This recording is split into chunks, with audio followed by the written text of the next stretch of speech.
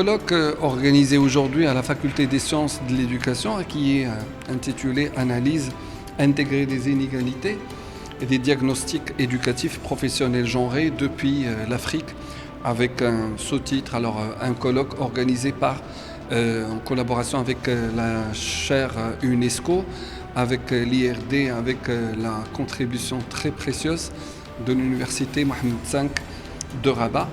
Alors c'est vrai que nous assistons à un croisement de regards de plusieurs spécialistes, de plusieurs chercheurs qui viennent surtout des différents continents africains, donc d'où la dimension internationale de cet événement.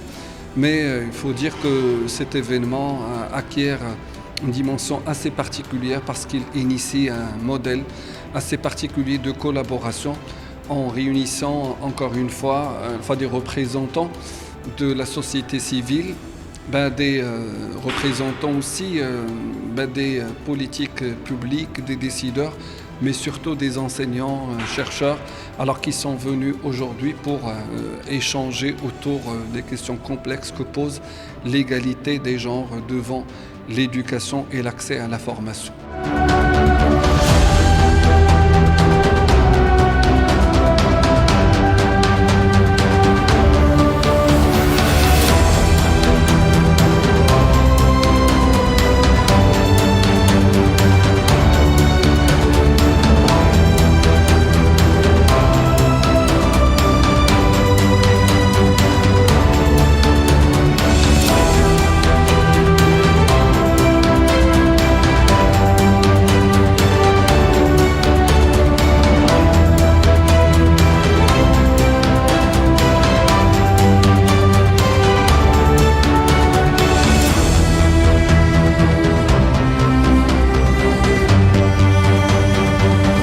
C'est une étape en fait pour présenter les premiers résultats de notre chaire UNESCO qui a été inaugurée en septembre 2025.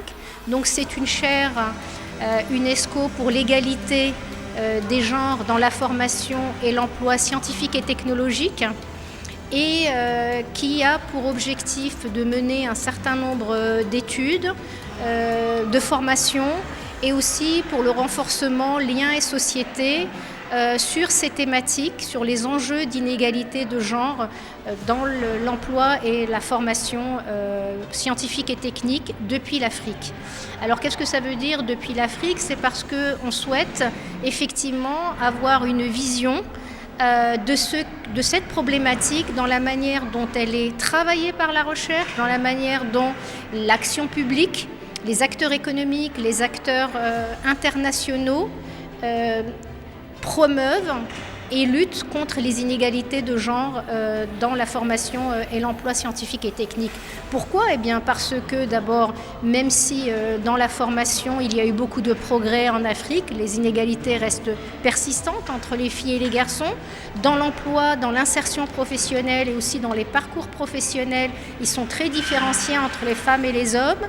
Que les sciences et techniques sont déjà considérées comme peu attrayantes pour les femmes. Ça, c'est ce qu'on souhaite vérifier parce que justement, en Afrique et notamment au Maroc, il y a un paradoxe, quelque chose qui contredit en fait cette idée-là. C'est qu'au contraire, il y a beaucoup de filles qui sont formées, notamment dans les écoles d'ingénieurs, et qui sont la moyenne est plus importante que dans certains pays européens.